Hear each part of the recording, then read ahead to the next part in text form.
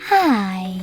In front of me is Sony Xperia 5 Mark V, and today I would like to show you how you can add photos to text message.